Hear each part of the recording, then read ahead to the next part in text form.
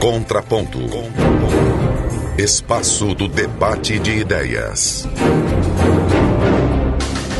Está começando mais um Contraponto pela Universitária, o programa Trocando em Miúdos. Deste sábado nós vamos discutir a primeira semana do governo interino Michel Temer.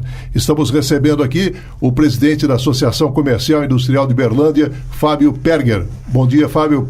Bom dia, obrigado pela presença. Estar com vocês aqui. E o professor Roberto Bueno, da Faculdade de Direito, também participa conosco. Bom dia, Roberto. Bom dia, Márcio. Bom dia, ouvintes. Bom dia ao senhor Fábio Perger. Bem, se a gente fosse fazer um balanço desta primeira semana, Fábio, qual a conclusão? Eu acho que é uma semana extremamente conturbada ainda, né? Não dá para tirar muita conclusão, mas o que se conclui é que estão querendo fazer várias mudanças. E mudanças num momento como esse são sempre muito bem-vindas, até porque nós estamos num direcionamento que é necessário se fazer muitas mudanças, né? Talvez não sejam as mudanças ideais, ou não sei dizer muito bem, mas a priori acredito que está num encaminhamento muito interessante que está vindo por aí. Professor Roberto. Pois bem, saudando novamente aqui ao senhor Fábio Perger, observemos o seguinte, senhor Fábio. O governo propõe mudanças. O senhor diz que mudanças são necessárias. Mas nós devemos pensar, senhor Fábio, quem é que está em posição de fazer mudanças? Quem é que sentou na cadeira para fazer mudanças? Nós tínhamos um governo muito criticado por diversos motivos, a esquerda, a direita, o centro, várias críticas. Mas, senhor Fábio, era um governo eleito. Era um governo que as urnas tinham dito: a esta senhora nós queremos lá. Uma margem de votos não tão grande, mas foi pelas urnas. Senhor Fábio, me preocupa muito a gente deixa as urnas de lado e parte para essa outra escolha, né? Que é, o senhor vai refletir sobre isso, que é de um golpe. Um golpe que o mundo inteiro, os jornais do mundo inteiro, da França, Canadá, Estados Unidos, olha, veja só, New York Times, Financial Times, jornais do mundo inteiro, Süddeutsche Zeitung na Alemanha, estão reverberando essa avaliação de que, no mínimo, isso que está acontecendo aqui não é normal. Alguns até usam a palavra golpe, outros dizem que isso aqui não é normal, que há uma desproporção entre a infração administrativa, eventualmente, vamos admitir, né, de um manuseio, de uma manipulação, de uma forma de gerir o orçamento que não teria sido adequado, e a punição. Como se nós estacionássemos numa vaga proibida e nós recebêssemos uma pena de morte por isso. Mesmo porque vários governos no mundo inteiro utilizam a mesma prática. No Brasil, todos os governos utilizaram a mesma prática. Fernando Henrique, Lula, todos os governos. Nunca teve nenhum cartão amarelo para um governo desses. Agora não se dá o vermelho. Se dá o vermelho, né, se pune, para utilizar a metáfora futebolística, aí por 5 com a exclusão da possibilidade do sujeito voltar à profissão.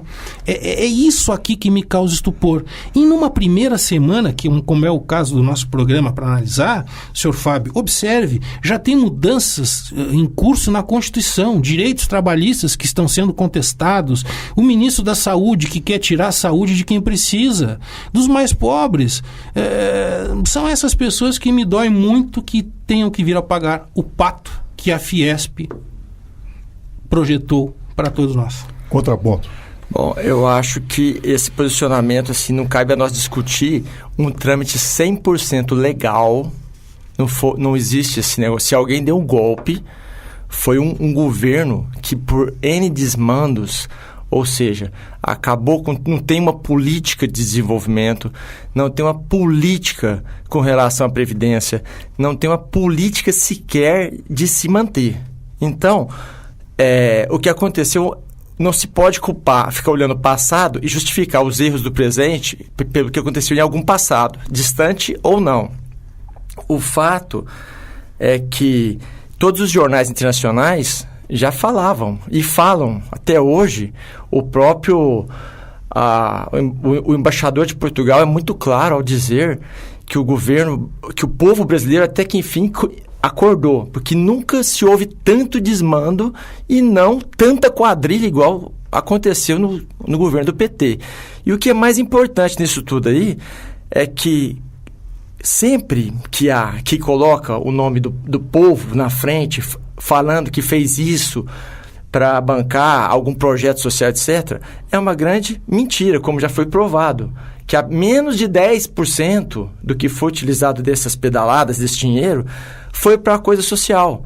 Então, quando você pega o que foi feito com o BNDES, o que foi feito com a própria Petrobras, maior companhia estatal brasileira, enxovalhar o Brasil em todos os níveis. Então, se formos voltar um pouquinho mais, nos Estados Unidos, quando um presidente qualquer tem menos de 50% de aprovação, pouca gente sabe, mas convoca-se uma outra eleição. Nós estamos com 70% ou mais de rejeição. O brasileiro passou dessa época de ser bobo. Hoje o povo está acordando. Infelizmente, assim, nós entendemos que a democracia foi colocada em risco. Eu não acredito nisso. Porque do jeito que o povo coloca, o povo também tem esse direito de exigir como foi feito pelo próprio PT em cima do Collor. Naquela ocasião, não era golpe, era legal. E se você pegar as falas do próprio Lula, é indecente e o quanto são verdadeiras hoje quando são utilizadas em cima deles mesmo. A mesma fala.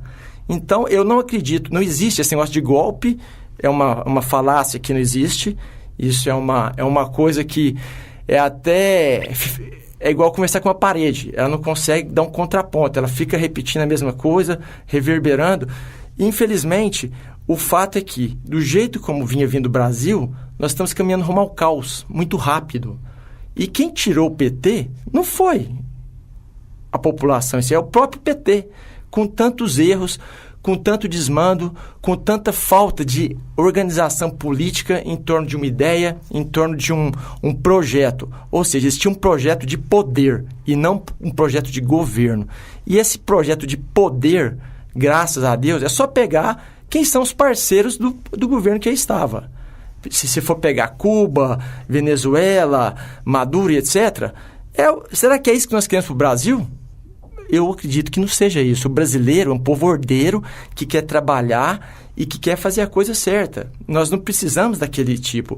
Eu conheço muito bem, eu vou com uma certa frequência a Cuba e eu acho que o pessoal do PD tinha que vivenciar um pouco mais de Cuba para entender o que eles defendem, o que é que se vive. Será que é aquilo que nós queremos para o nosso Brasil? Eu jamais gostaria de ter aquilo.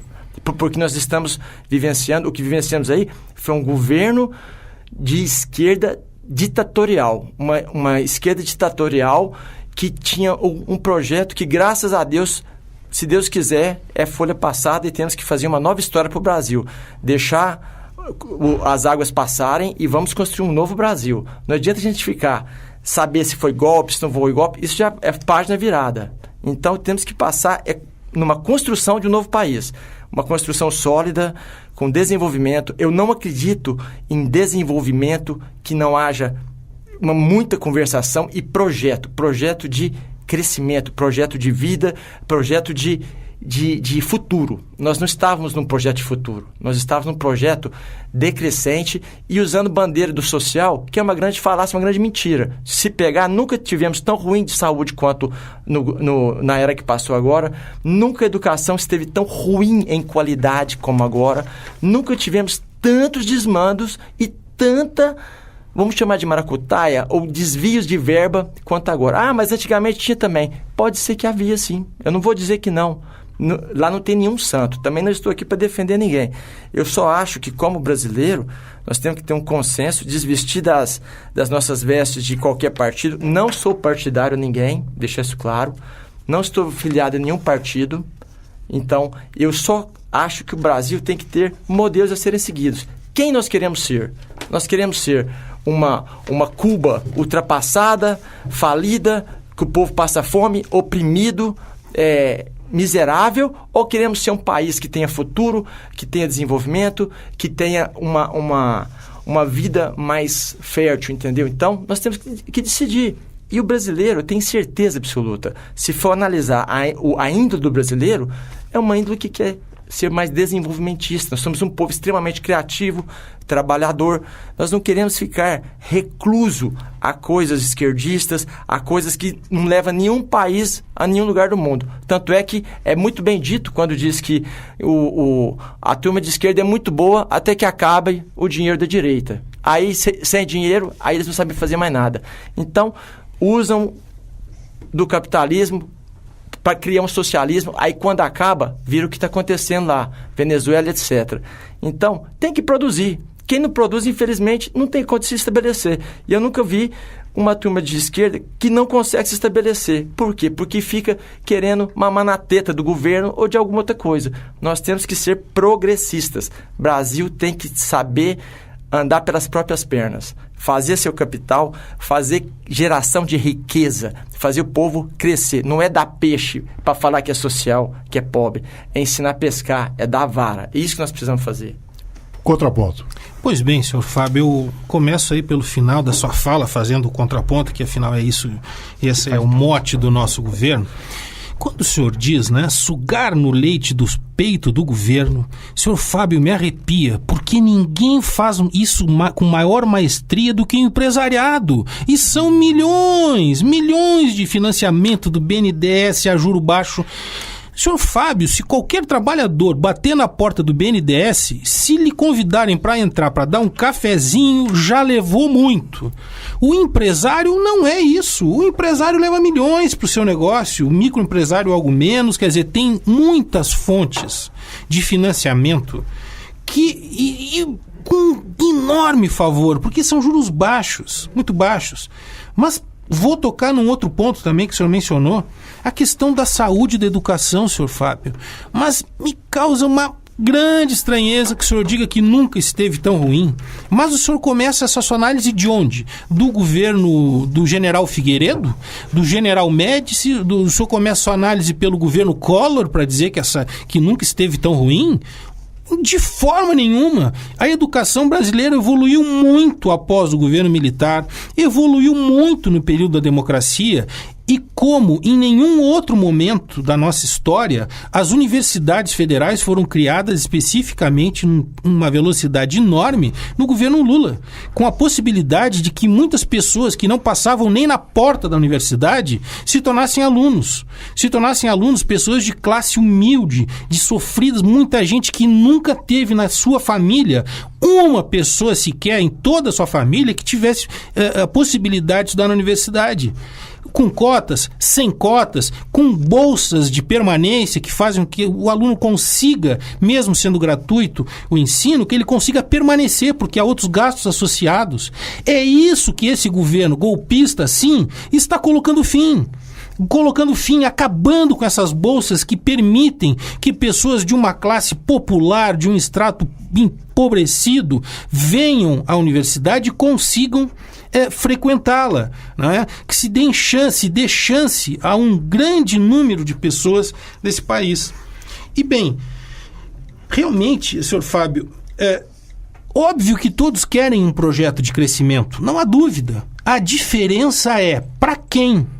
Para quem? O projeto de crescimento é para quem? Nós vamos financiar grandes, enormes empresas transnacionais ou nós vamos financiar as médias empresas, as iniciativas, as cooperativas, nós vamos financiar pequenos empresários, pequenos empreendedores, a sociedade em geral. A quem que nós vamos financiar aqui? Me causa estranheza, senhor Fábio, que os comerciantes achem que este governo que está aí vai lhes causar algum ponto de um pouco mais que migalha. Este governo e qualquer governo que rompa a lei, depois de romper a primeira vez, rompe contra todos, senhor Fábio. Certamente, os comerciantes e todos os empreendedores têm um princípio de segurança, como todo cidadão, que é o princípio da anualidade.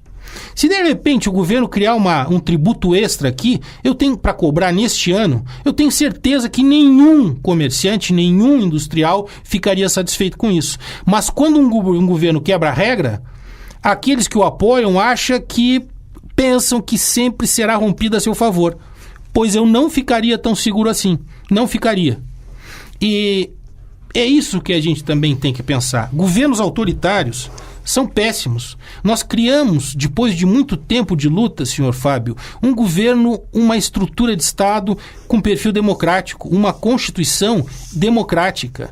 Isto aqui é golpe por quê? Porque a razão pela qual a presidente foi afastada do cargo ainda não foi julgado. A razão pela qual ela foi afastada, alguns interpretam a fórceps que é razão para impeachment. E não é. Não é porque todos no nosso ordenamento jurídico, não vamos nem comparar com outros países, que poderia e daria no mesmo resultado. Aqui, senhor Fábio, pelos mesmos motivos, nunca um presidente foi afastado. Se fez isso por motivo estritamente político. E ao fazer por motivo estritamente político, hoje se tira um, amanhã se tira outro, de outra cor partidária. É isso, senhor Fábio, que não se pode fazer, porque hoje nós tiramos alguém que não nos agrada, amanhã provavelmente aquele que seja um político que lhe interessa, ou que é da sua cor partidária, ou ideológica, melhor dizendo, talvez seja esse a sofrer. Isso é ruim para todos. Quando a gente não tem regra estabelecida e não cumpre, isso é ruim para todo mundo. Quem vira a mesa quando está perdendo o jogo, este é o possível prejudicado no jogo de amanhã. Isso é ruim para a sociedade. A sociedade precisa de segurança, senhor Fábio. Mesmo os investimentos precisam de um cenário de segurança.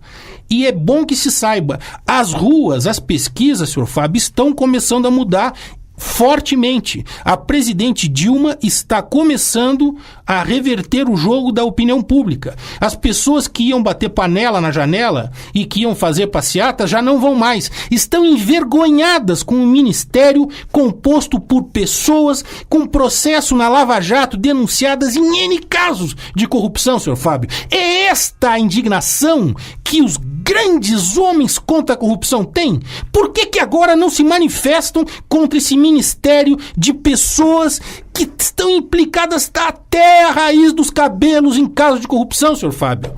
Certamente teve muita gente, como o senhor, imagino eu, com toda a boa-fé, prezando e se manifestando pela corrupção. Mas e agora? O silêncio contra isso que está aí é incompreensível.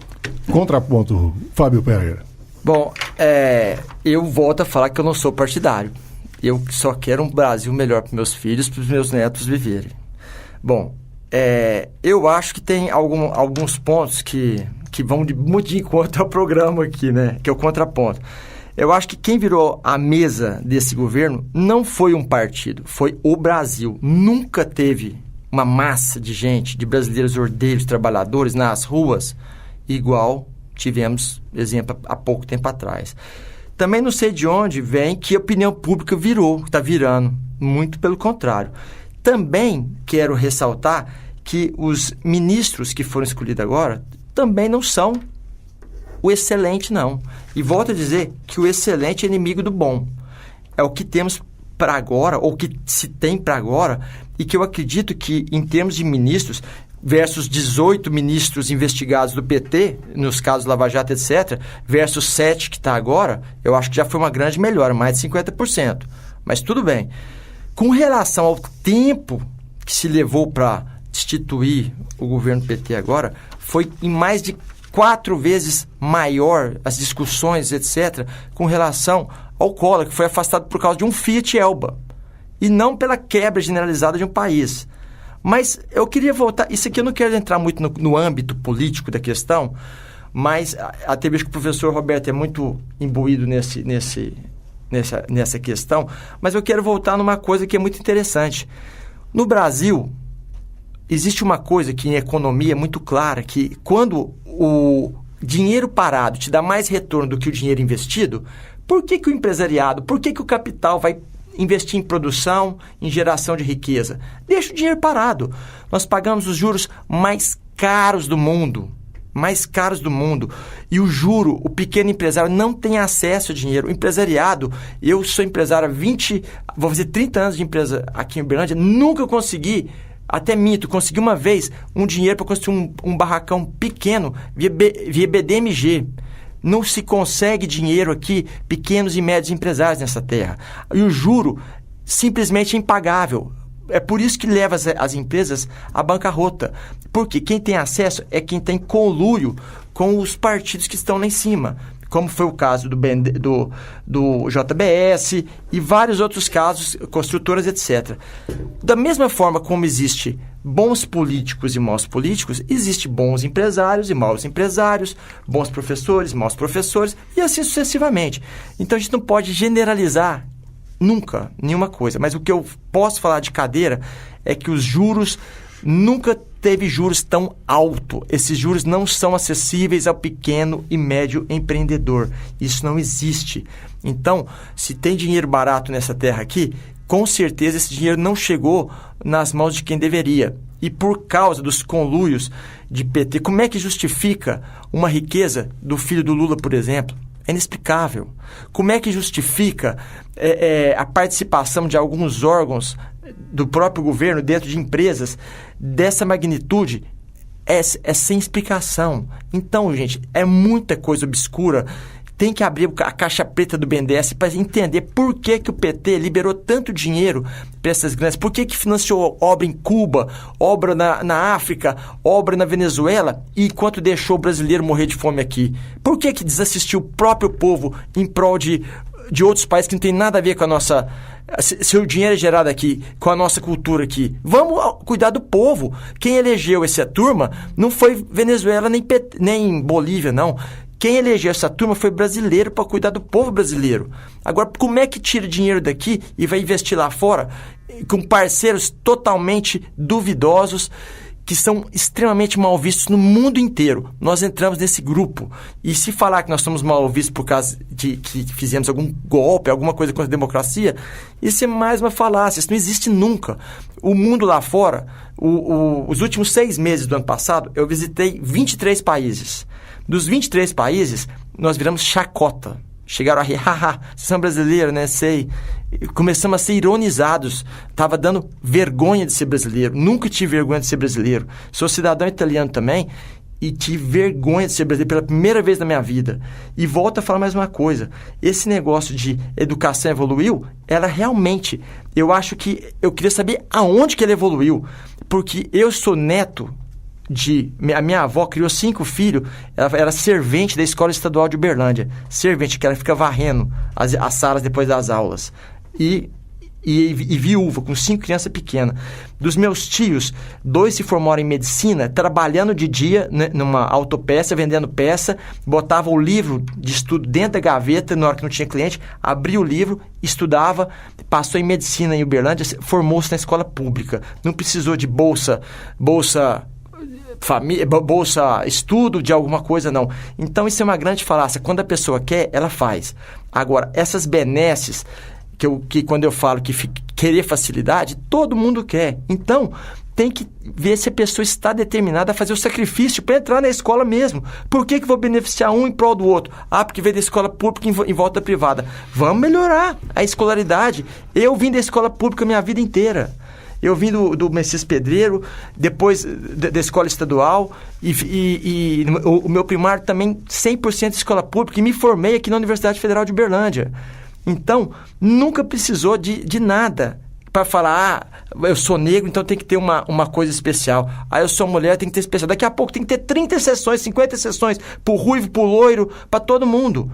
Então, não existe isso. Isso são coisas, gente, que, infelizmente... antiprodutivas, são coisas que a pessoa tem que saber se ela quer. Não adianta falar que vai dar benefício se a pessoa não quiser nada com nada. Você pode dar ela na melhor escola que ela vai se tornar um péssimo profissional. E hoje nós estamos vendo, realmente, abriram-se muitas universidades. E eu tenho vergonha, às vezes, de receber essas pessoas que estão formando hoje, que quando eu peguei um formado em administração de uma escola, que eu não vou citar o nome aqui, que não sabia o que era calcular 20% de 100, por exemplo. Ele não entendia como é que tirava um percentual. Eu falei assim, rapaz, como é que você formou? De onde você veio? Pelo amor de Deus, me explica isso. Então não adianta jogar profissionais, falar que fez benefícios e falar que a educação melhorou, que nunca teve tanta escola pública, e soltar profissionais que não sabem nem o que estão fazendo. Isso é vergonhoso. É melhor ter técnico qualificado do que terceiro grau que não sabe fazer o ó com nada. Então, eu tenho a plena consciência de que, por exemplo, no nosso grupo de empresas, nós pagamos melhor um técnico bem que sabe fazer o seu serviço do que engenheiro de 3º grau. Você acha que está certo? Está errado. É porque as nossas escolas sucatearam. O ensino está sucateado. Tem que pagar melhor os professores? Óbvio que tem. Tem que ter professores que têm aquilo com paixão. Meus professores antigamente eram inspiradores. Professores que lutavam porque queriam uma coisa melhor e sabiam o que estavam fazendo. Estavam formando cabeças, estavam formando gente. Agora, formar, por falar que formou, que criou escolas, isso me perdoa. É melhor ficar sem escola se for daquele jeito, porque vamos formar técnicos que é melhor. Contraponto.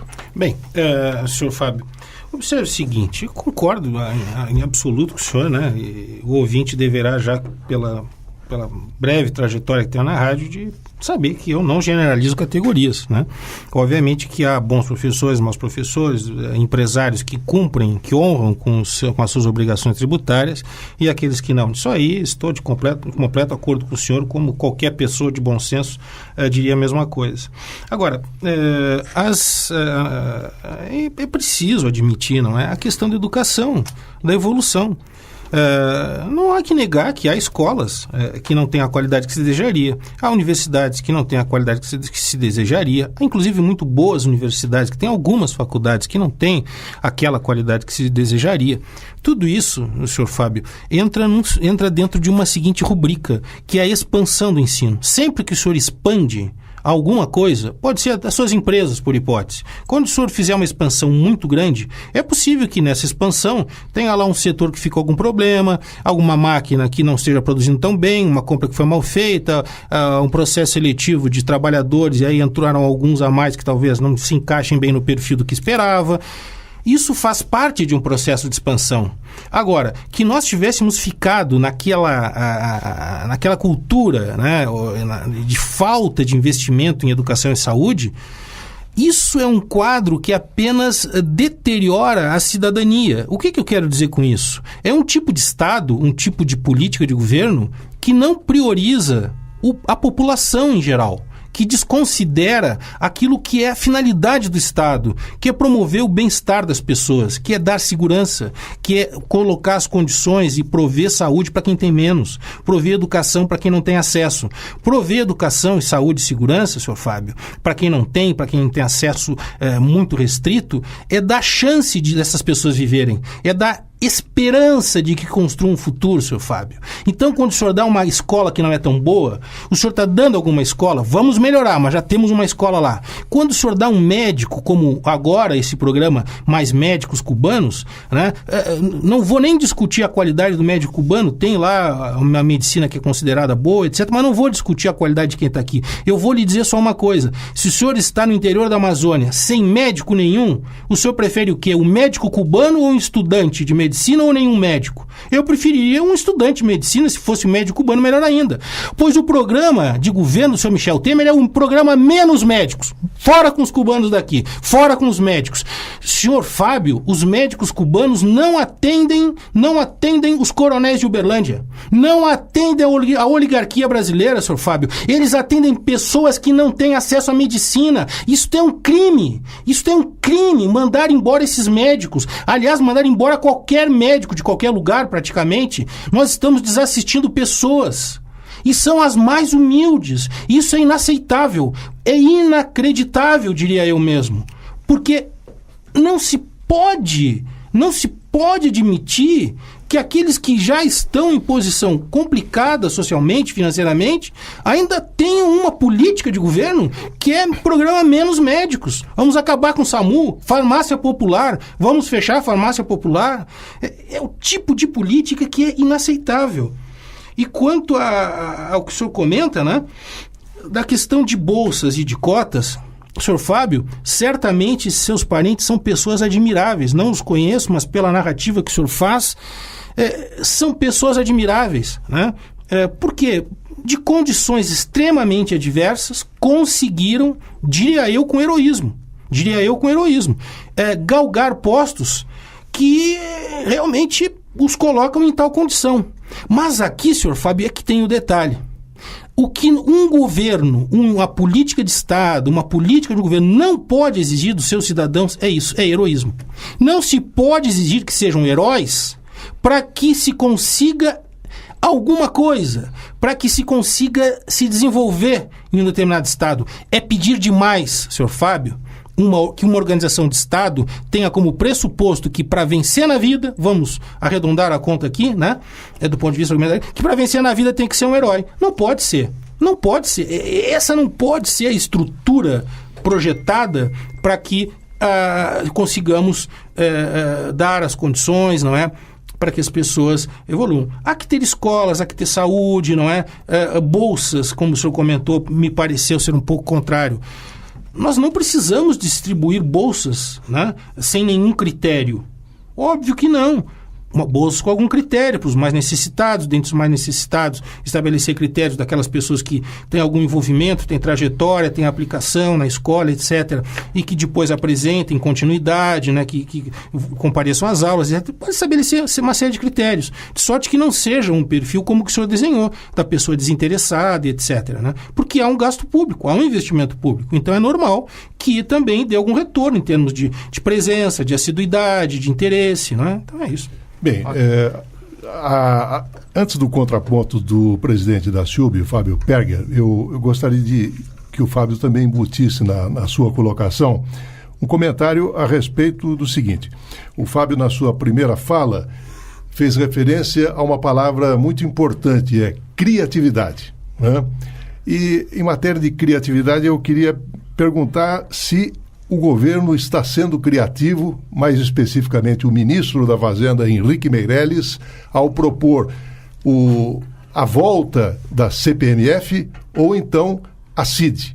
A CPMF, já que o assunto foi saúde durante um tempo aqui, vale resgatar a lembrança de que o médico Adib Jatene, convidado a ocupar a pasta da saúde no primeiro governo Fernando Henrique, ele acabou declinando do convite a partir do momento que percebeu que o imposto que foi criado originalmente para irrigar a saúde acabou tendo a sua finalidade desviada para a agricultura. Então, contraponto com o Fábio e a inclusão da questão do imposto. Bom, eu queria começar até entrando num tema que realmente é crítico no Brasil. Nós temos uma das maiores cargas tributárias do planeta. Com essa arrecadação do Brasil, nós tínhamos que ser uma Suíça. Não é que ser um país de segundo mundo, não. Nós tínhamos que ser um primeiro mundo com louvor. Porque hoje a carga tributária do país já está chegando acima de 40%. Tiradentes foi esquartejado pelo quinto. Era 20% de tributo para a coroa.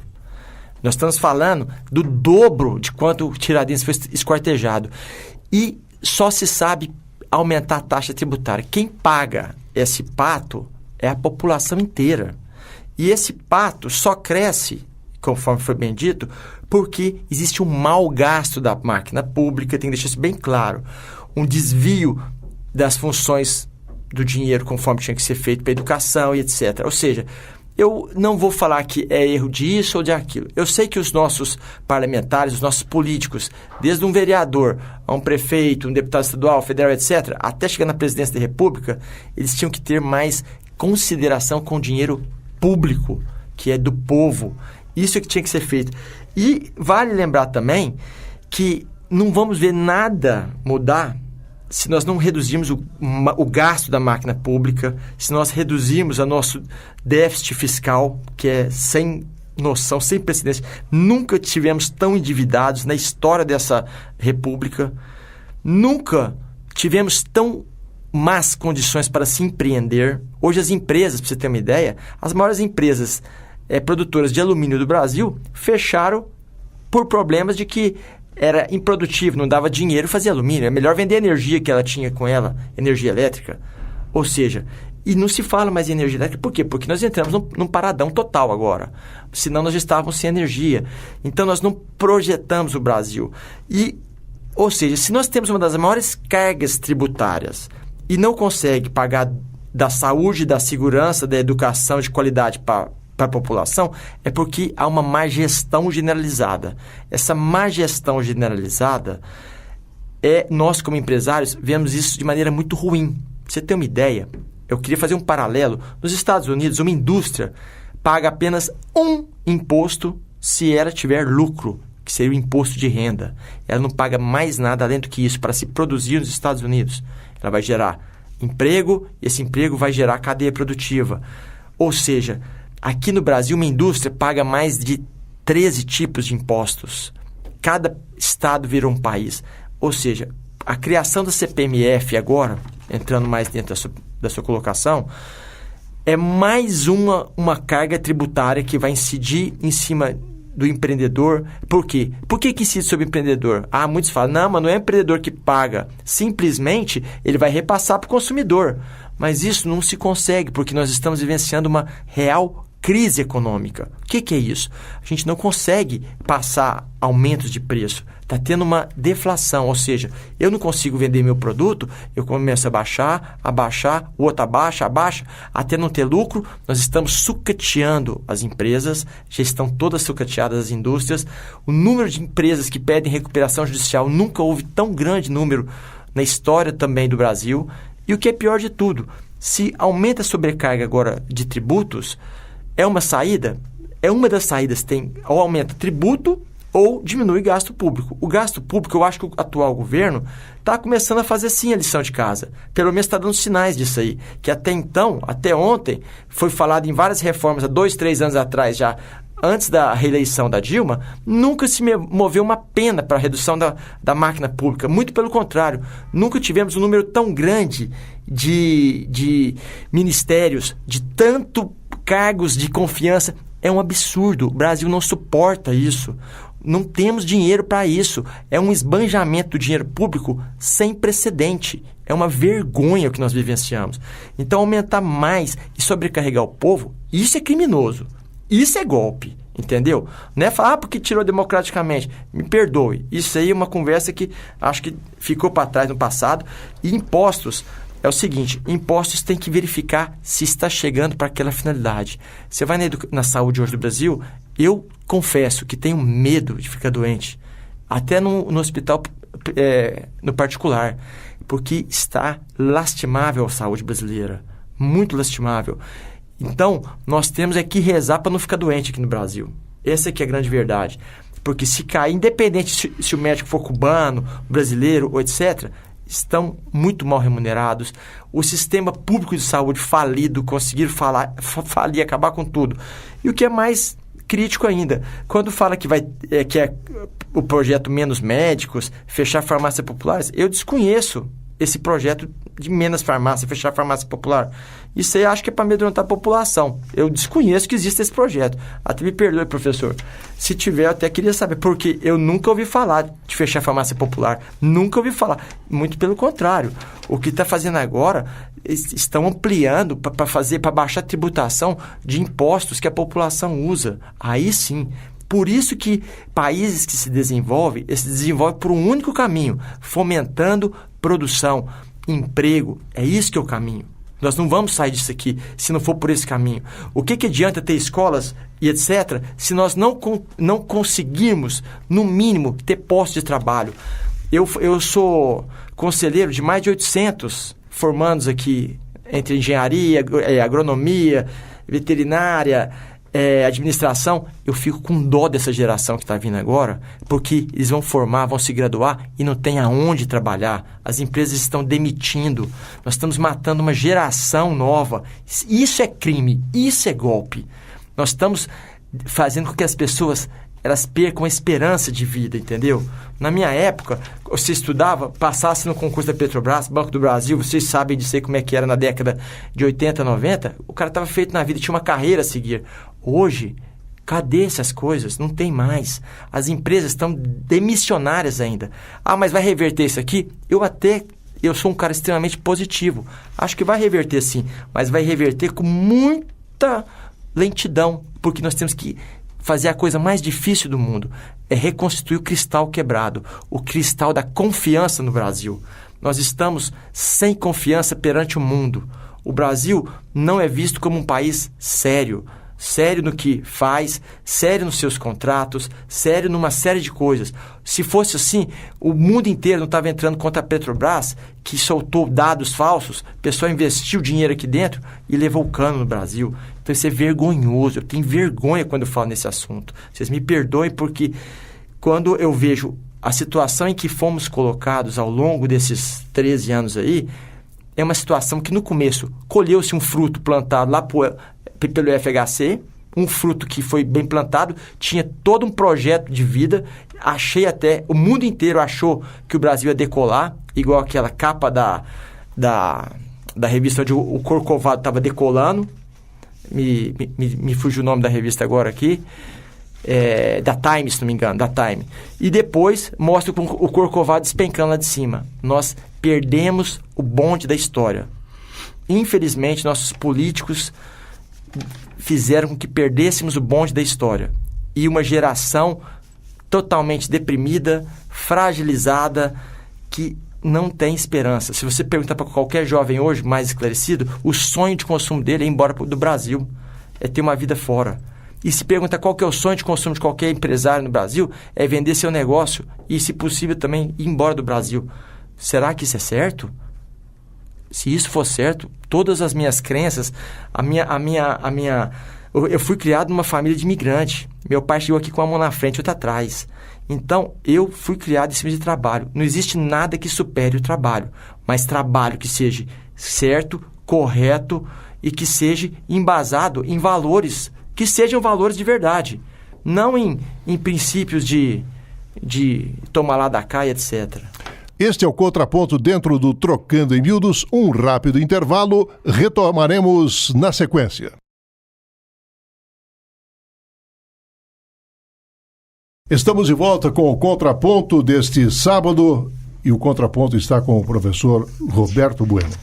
Pois bem, o senhor Fábio, observe, o senhor comentou da questão da saúde, né, que o senhor desconhecia aí alguma revisão a menor, né, do orçamento. Pois na Folha de São Paulo, de terça-feira, o flamante ministro Ricardo Barros, do PP do Paraná, declarou nesta Folha de São Paulo, portanto, de terça-feira passada, dia 17, o seguinte: país precisa rever o direito de acesso universal à saúde pública. Ministro, trema, ministro. É o tipo de declaração que causa um impacto horroroso, senhor Fábio. Senhor Fábio, quem é que precisa, como uma questão de vida ou morte da saúde pública? São as pessoas mais necessitadas. São aquelas pessoas, quem sabe, que na condição, talvez, que tiveram seus pais para cá, que não tinham eira nem beira, como o senhor falou, veio com uma mão à frente e outra atrás, se não me falha a memória, né? Veja bem, são essas pessoas que precisam do acesso universal, que se mantenha isso. Não é possível abrir mão disso. E é isso que esse senhor Ricardo Barros, financiado por empresas de seguros de saúde, diga-se bem alto, né? Não em agressão aos ouvidos dos nossos queridos ouvintes, nem a do senhor Ricardo. É isso que esse senhor está fazendo, está propondo. Não podemos deixar passar, não podemos. Quanto ao golpe, senhor Gerdau, senhor Fábio, observe, uma empresa do Rio Grande do Sul, estado qual o seu natal, a empresa Gerdau, também temos notícia dessa semana, que está sendo processada por não pagar 1 bilhão e 500 milhões. Ouçam bem, 1 bilhão e 500 milhões de reais. Senhor Fábio, isto é dinheiro que não termina mais. Não cabe nem na mala com que alguns fogem do país. É muito dinheiro. Isto é algo como 20, 25% do valor que é repassado mensalmente ao Ministério da Saúde para atender o Brasil inteiro. Senhor Fábio, é dinheiro demais da conta. Isto é que é golpe. É um golpe baixo. É um golpe de pessoas que não honram pagar ao Estado o que devem, como muitos outros fazem. E certamente, senhor Fábio, são pessoas que têm condições. Não lhes faltaria no caixa o dinheiro para pagar isso aí. Nós já observamos no COAF como eram pagas propinas por empresários graudíssimos, como este aqui, acusado agora disto, para se ver livre da propina. Pagando propina para se ver livre do tributo devido ao Estado.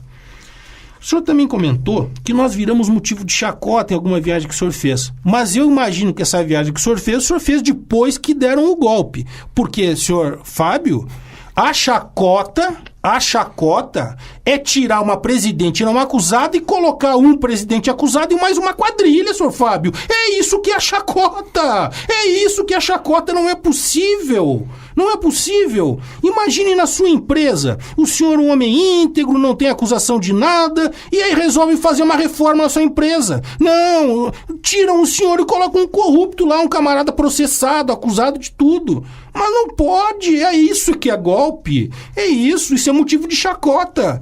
É claro, né? Por quê? Porque tira uma pessoa sobre quem não tem processo, não tem acusação nenhuma. Não tem, geriu mal, isso, aquilo, isso faz parte do jogo. Isso faz parte do jogo, gerir bem ou gerir mal, faz parte. Agora, ser criminoso não faz parte do jogo.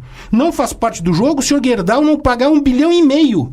Isso não faz parte do jogo. Não faz parte do jogo o senhor Temer ter acusações se citar na Lava Jato. 7, 8, 9, 10 ministros, não sei ao certo, são acusados na Lava Jato. Não faz parte do jogo colocar gente investigada para participar do ministério. Aliás, coisa que não podia quando era o Lula, que nem acusado era. Para ser ministro da Casa Civil não podia.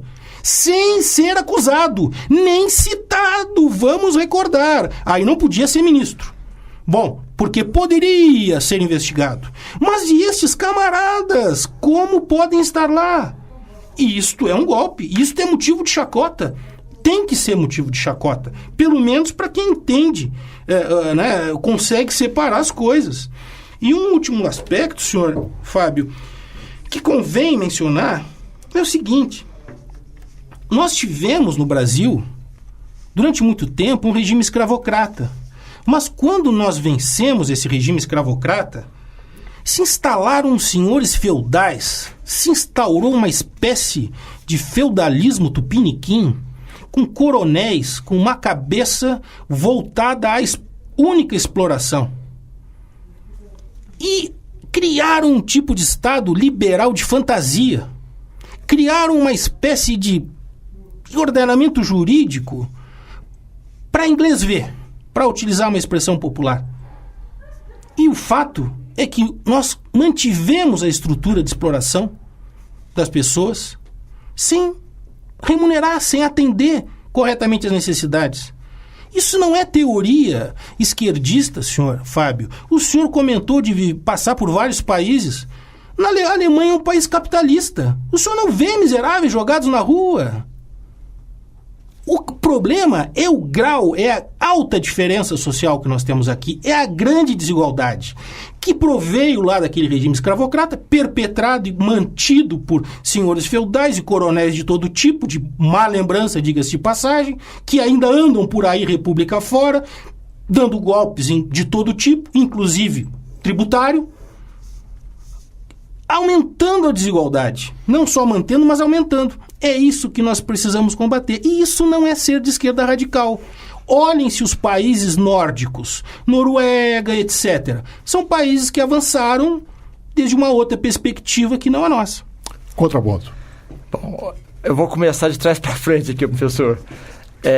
O grande tchan é que nesses países ditos de primeiro mundo aí, o que acontece é o seguinte: se o cara faz 1/1000 do que os nossos políticos aqui, independente de bandeira ou não, faz, ele vai para cadeia.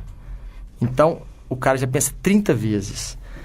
Então, é uma questão cultural que nós vivemos. Realmente, eu acho que não é regime escravocrata. É uma questão de ausência de cultura, de informação que nós vivenciamos e que leva essa cultura tupiniquim realmente que nós vivemos hoje em dia. Com relação ao grupo Gerdau ou qualquer outro grupo, questionar tributos é uma coisa que é legal. Agora, se ele foi chancelado que deve efetivamente não pagar, eu duvido que ele estaria em operação. Aí é crime e até fechar lacrada a empresa. Isso é uma coisa. Agora, questionar tributos que são cobrados à revelia, sem uma lei que fale exatamente por que está cobrando aquilo, que hoje nós temos também um desmando em torno de cobrança de tributos sem precedente, tanto na escala municipal, estadual, eles nem sabem por que eles estão botando aqueles números lá nas boletas, e vai mandando. Então, tem que questionar sim. Por quê? Às vezes, esse tanto de dinheiro que é dito é muito lá para os governantes, mas para o empreendedor que tem que fazer é questão de vida ou de morte.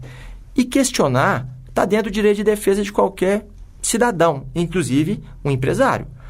Então, eu tenho certeza que isso é um dinheiro que é questionado, não é que já é chancelado, que é devido, senão eu tinha que pagar. Então, você me desculpe, não tem cano, não tem nada de empresa desse tipo. Só me permite, aqui tem uma notícia relativamente curtinha, só para esclarecer o ouvinte até o debate. A Polícia Federal indiciou nesta segunda, dia 16, portanto, 5 dias atrás, o presidente da Gerdau, André Gerdau, e outras 18 pessoas investigadas pela Operação Zelotes. A PF finaliza um inquérito que apura a atuação do CARF, Conselho Administrativo de Recursos Fiscais. A PF afirma que, mesmo após a deflagração das Zelotes, a Gerdau continuou praticando crimes, entre eles de advocacia administrativa, que significa patrocinar interesse privado junto à administração pública. Os investigadores estimam que o grupo, com atividade em 14 países, tenha tentado sonegar 1,5 bilhão, pagando propina a integrantes do CARF. O valor se refere a suspeitas envolvendo dois processos. A Zelotes mirou em 7 ações da Gerdau que já tramitaram e estão em curso. O esquema se daria pela contratação de escritório de advocacia e consultoria. O grupo empresarial foi alvo de uma ação da Zelotes em fevereiro. Na primeira fase da investigação, os investigadores já haviam identificado indícios de ilegalidades cometidos. Tratava-se de autuação da Receita a respeito de uma organização societária feita pela Gerdau entre 2005 e 2010, que incluiu incorporações e cisões. A Receita multou o grupo. Beleza, tem que ser isso mesmo. Se deve, tem que pagar. Tá certinho. É da mesma forma como existe empresário bom, volta a falar, tem empresário ruim. Sim, claro. Não pode elevar, porque se um Brasil ou se um país vai para frente, também é por causa dos empresários. Não é por causa de sindicalista, não é por causa de coisa nenhuma. Porque se não tiver o cara que tem a coragem de colocar o dinheiro na frente, empreender, gerar tributo, gerar trabalho, não tem sobrevivência para ninguém. Então, graças ao capital, é que o povo vive melhor. Então, isso é um fato. Contra fatos não é argumento. Agora, se algum empresário deve ou sonega, tem que pagar. É a regra do jogo. Agora, eu não questiono isso. Eu só não acho que pega-se um nome de empresário que deve jogar a palavra empresário e, às vezes, muito enxovalham ou usam ela em vão. O empresário é quem salva esse país aqui. É quem faz, quem põe um risco. Ninguém tira o dinheiro do bolso para empreender algum negócio com chance de quebrar ou não. E, às vezes, é um negócio da vida. Ele tem que lutar pela vida dele, tem que fazer acontecer. Então, ele não mede sacrifício de horário, de dia, de noite, de sábado, domingo ou feriado. Não é porque é o dia disso ou daquilo que ele vai deixar de trabalhar. Essa é a diferença. É isso que o Brasil cresceu. Foi por causa desse tipo de gente que acredita no Brasil. Agora, volto a dizer, temos que fazer um Brasil diferente. Esquecer o passado, botar a cabeça no travesseiro e fazer com que gastemos mais do que arrecadamos e façamos com que o ambiente não seja tão hostil para quem faz o Brasil acontecer, que são as empresas, que são os empresários. Porque sem empresa não tem emprego e vai todo mundo morrer de sede, de fome, sem saúde e sem educação. Nós temos 4 minutos finais. Eu gostaria de resgatar aqui uma palavra do presidente da SUB, Fábio Perger, que se acha positivo. Eu entendo que otimista. É isso? Sim, E aí, na segunda-feira, os jornais estamparam em manchetes que os empresários brasileiros estão otimistas, só que o otimismo tem prazo determinado. Então, para arrematar o programa, eu queria ouvi-lo a respeito e qual seria o seu prazo limitado para o otimismo, Fábio? Eu acredito que nós temos aí 4 meses, nós não, o Brasil tem, quando eu digo nós, o Brasil tem 4 meses para mostrar que tem um plano de governo para reduzir esse gasto da máquina, para reinventar toda a máquina, porque do contrário, nós estamos fracassados, eu nem sei qual que seria o futuro nosso. Então, eu vejo isso com muito otimismo, porque tem que haver algo novo. E volto a dizer, o ótimo é inimigo do bom. É o que eu queria? Não sei, acredito que não, mas é o que temos para hoje.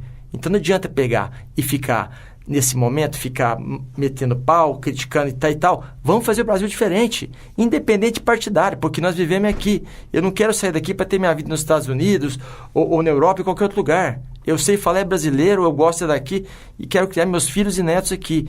Então, só queremos fazer um Brasil diferente, que seja bom para todo mundo, com igualdade social, que tenha saúde e educação para todos, moradia e etc. Contraponto. Pois bem, eu concordo com o senhor que nós queremos fazer um Brasil bom para todo mundo, né? E que nós temos que nos preocupar daqui para frente. Bom, já há um problema nisso aqui, porque a casa se constrói pelo alicerce. Se o senhor quiser começar pelo nível do solo, o senhor vai construir uma casa que não vai durar muito tempo, não. Por mais preocupado que o senhor esteja, o senhor tem que fazer a fundação, o senhor tem que colocar o alicerce lá, senão o negócio desaba, né? Esquecer o passado foi um grande problema do Brasil, porque a ditadura ainda não foi resolvida. A ditadura de 64 não foi resolvida. As torturas não foram ainda entendidas pela população. Aquele regime ditatorial não foi compreendido, não foi perfeitamente traduzido para as pessoas. Por aquele tipo de ruptura não ter sido devidamente compreendido, é que nós estamos experimentando hoje uma ruptura similar e com um futuro que ensombrece as nossas melhores esperanças de constituir exatamente o que o senhor quer. E que todos nós, pessoas que temos uma preocupação com a vida pública, desejamos, que é um futuro melhor. Um futuro melhor não se constrói à revelia da lei, um futuro melhor não se constrói à revelia das aspirações públicas e das aspirações políticas expressas na urna. Fora da urna não há solução. Fábio Berger, presidente da SIUB, muito obrigado, foi um prazer tê-lo aqui participando do Contraponto. É um prazer participar com vocês, com o professor Roberto. Eu acho que essas discussões são extremamente produtivas, sem dúvida, no sentido de contribuir para que os ouvintes possam ter a sua opinião. Fantástico. Né? Muito obrigado, professor Roberto. Obrigado, Márcio. Obrigado, ouvintes. Saudações ao colega de mesa nesse dia, Fábio Berger. Estaremos de volta na próxima segunda-feira com o Trocando em Miúdos, o Contraponto, sempre aos sábados, 11 da manhã. E amanhã à noite tem a música no cinema. Tenham todos um excelente final de semana. Muito obrigado ao Mário Júnior na sonoplastia, o Benício Batista na edição, o José Luiz Caetano no painel eletrônico e a Ellen Melo na assessoria de imprensa.